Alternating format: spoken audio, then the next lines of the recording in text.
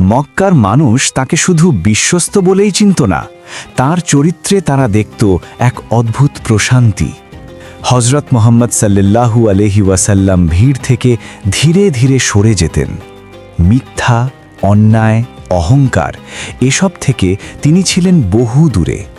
হেরা গুহায় নিভৃতে বসে তিনি ভাবতেন সৃষ্টিজগৎ নিয়ে, মানুষের অবস্থা নিয়ে। সত্যের খোঁজে ডুবে যেত তার হৃদয়। এটা কোনো পালিয়ে থাকা নয়, এটা ছিল নিজেকে গড়ে তোলার প্রস্তুতি।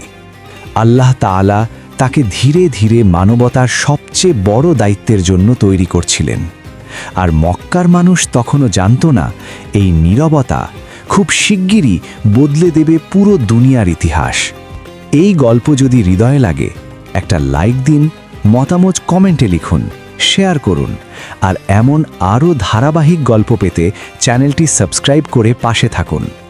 পরের পর্বে জানব কিভাবে হীরা গুহায় নেমে এলো প্রথম ওয়াহি, আর শুরু হলো নবুয়তের আলোকিত যাত্রা। নেক্সট এপিসোড 6 খুব শিগগিরই আসছে ইনশাআল্লাহ।